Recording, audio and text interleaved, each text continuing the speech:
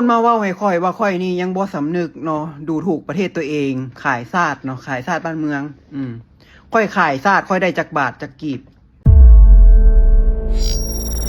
Time to share สวัสดีท่านผู้ชมกลับมาพบกับรายการทำทูแสซึ่งหัวข้อมื้อนี้ก็คือจะมาเรื่องของประเด็นฮ้อนๆที่กำลังเป็นประเด็นในโซเชียลของเราและโซเชียลของไทยในปัจจุบันก็คือคอนเทนต์ครีเอเตอร์คนลาวที่ว่าอยู่ในประเทศไทยเป็นแรงงานในประเทศไทยซึ่งจะออกมาด้อยค่าประเทศลาวแล้วก็มีการเสิร์ชสู่เพื่อนบ้านอย่างประเทศไทยแต่ว่าหลายคนก็พยายามเตือนบ่ให้เว้าในสิ่งที่หลายคนบ่มักเนาะซึ่งว่ามันเป็นการสร้างศัตรูในวงกว้างซึ่งว่าหลายคนก็ออกมาเตือนแต่เท่าเคียวบ่ฟังซัมโมนำเมื่อวานนี้เขาได้ลงคลิปไปเนาะเราได้ออกมาเว้าก็คือค่อนข้างที่จะหุนแหงขึ้นกว่าเก่าแล้วก็ค่อนข้างที่จะลามไปไกลแล้วก็หลายคนก็ออกมาแสดงความเป็นห่วงกับสิ่งที่เราได้เว้าใหม่เพราะว่าสิ่งที่เราออกมาเว้าล่าสุดคือมันเพิ่มความหุนแหงแล้วก็เพิ่มความเสี่ยงสูงขึ้นไปตื่มเดี๋ยวเราจะให้ท่านผู้ชมไปเบิ่งคลิปนํกันคนมาเว้าให้ค่อยว่าค่อยนี่ยังบ่สำนึกเนาะดูถูกประเทศตัวเองขายชาติเนาะขายชาติบ้านเมืองค่อยขายชาติค่อยได้จักบาทจักกีบเนาะค่อยซ่าขายชาติค่อยได้หยังค่อยบ่ได้หยังเลยเนาะอันคนที่ขายชาติก็คือพูดแหละเนาะที่ขายให้คนจีนพูดแหละเนาะให้คนจีนมาบริหารมาควบคุมเศรษฐกิจบ้านเฮาเฮ็ดให้คนลาวนี่บ่มีอยู่บ่มีกินจนได้ต้องพากันหนีออกนอกประเทศมาขายแฮงอยู่ประเทศไทยค่อยวิจารณ์ค่อยเว้าการบริหารจัดการของรัฐบาลบ่ได้เว้าให้ไผบ่ได้ดูถูกประเทศตัวเองใดๆทั้งสิ้นเนาะเรื่องซ้ำนี้เจ้ายังใจแยกบ่ได้เลยว่าค่อยเว้าถึงหยังเนาะค่อยบ่ได้ด่าสู่เจ้าแต่สู่เจ้ามาเว้าให้ค่อยแบบนี้เนาะมึงมันตั้งขี้ขาตาขาวเนาะคันมึงเก่งแท้มึงไปเว้าให้คนบริหารการจัดการบ้านเมืองพุ่นเนาะไปเว้าเลยเนาะเป็นหยังคือปล่อยให้คนจีนคนเวียดนามนี่มาครอบครองแผ่นดินลาวมาดูถูกคนลาวมายึดแผ่นดินของคนลาวมาทำให้คนลาวเห็นบ่ข่าวหั่นเนาะข่าวนี่แทบว่าสิเห็นทุกมื้ออันว่าขายที่ดินของประชาชนให้คนต่างชาตินี่แล้วประชาชนก็บ่ได้เงินคนจีนเขาก็อยากได้ที่ดินเพราะว่าเขาซื้อเด้เนาะการฉ้อโกงอยู่บ้านเฮานี่การคอร์รัปชันอยู่บ้านเฮานี่มันหลายโพดทุกคนมันหลายเกินที่จะรับไหวเนาะมันหลายจนแบบคนประชาชนทั่วไปตาดำๆนี่อยู่บ่ได้เนาะหนีออกนอกประเทศตัวอย่างว่าราคาน้ำมันนี่มันเกิดจากหยังคันบ่เกิดจากฉ้อโกงบ่เกิดจากการคอร์รัปชันบ่เกิดจากการบริหารจัดการบ้านเมือง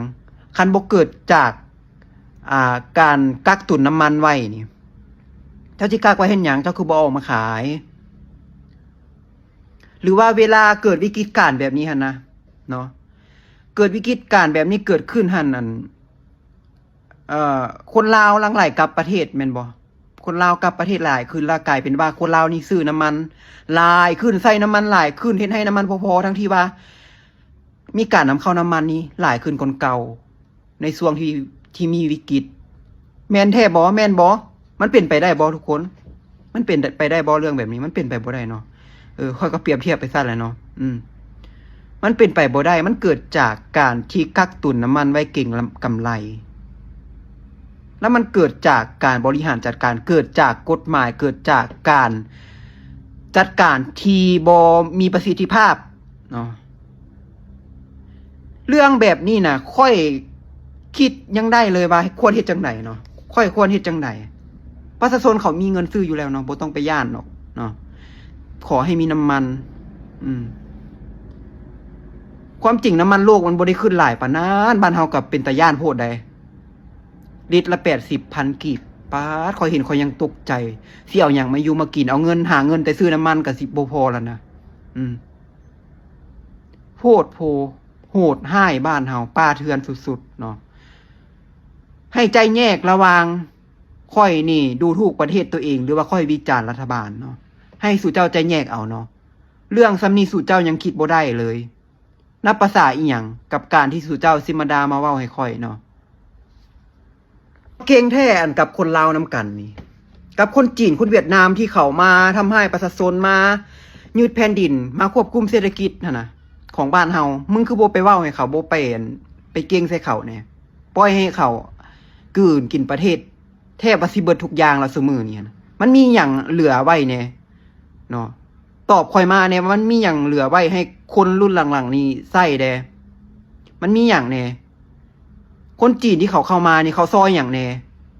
ลองเว้ามาเบิ่งคันเจ้าเก่งแฮงนะลองเว้ามาเบิ่ง 1 2 3 และที่ผ่านไปก็คือคลิปที่เท่าเคียวได้ออกมาอัดล่าสุดเนาะซึ่งว่าหลายคนก็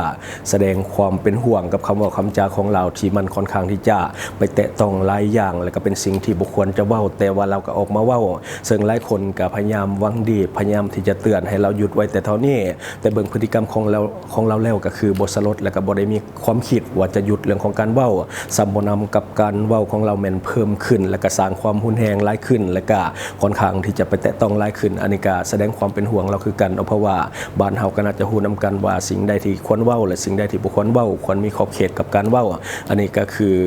สิ่งที่คนเราทุกคนควรจะฮู้เนาะซึ่งว่าเฮาเองก็ต้องได้เคารพกฎนั่นแหละของบ้านเฮาเนาะทุกคนน่าจะฮู้นำกันเนาะอันนี้ก็คือสิ่งที่เฮาเก็บมาเล่าสู่ฟังและก็หวังว่าหลายคนก็จะเข้าใจกับสิ่งที่มันเกิดขึ้นในปัจจุบันซึ่งเฮาเองก็พยายามเนาะอยากจะช่วยอยากให้หยุดอยากให้เศร้าเพราะว่าสิ่งดังกล่าวมันก็บ่แม่นสิ่งที่ควรจะออกมาเว้าเพราะว่ามันบ่แม่นหน้าที่ของเฮาซึ่งเฮาเป็นแรงงานที่ไปเฮ็ดเวียกอยู่ในประเทศไทยหน้าที่ของเฮาก็คือไปหาเงินหาคำปัวแปลงครอบครัวเฮาให้มันดีขึ้นหรือบอกก็หาเงินตาเข้ามาช่วยเรื่องของการพัฒนาประเทศชาติอันนี้ก็เป็น2ทางหนึ่งที่มันดีบ่ควรจะออกมาเว้าโดยเฉพาะเรื่องของการแตะต้องไปถึงขันถึงหรือว่าอย่างต่างๆอันนี้ก็แสดงความเป็นห่วงเราคือกันเนาะอยากให้หยุดอยากให้เศร้าแต่พอเท่านี้หรือว่าออกมาขอโทษสังคมแล้วก็เปลี่ยนแนวทางในการเฮ็ดคอนเทนต์ก็จะดีที่สุดเนาะอันนี้ก็คือสิ่งที่เฮาเก็บมาเล่าสู่ฟังหวังว่าท่านจะได้รับสาระดีๆสำหรับท่านที่เบิ่งรายการเฮาอยู่คิดเห็นจะได้กับสิ่งที่มานำเสนอไป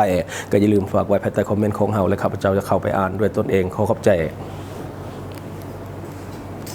สนใจโฆษณาประชาสัมพันธ์ธุรกิจและผลิตภัณฑ์ของท่านผ่านรายการของเฮาสนใจติดต่อตามข้อมูลที่ขึ้นหน้าจอในปัจจุบันได้เลย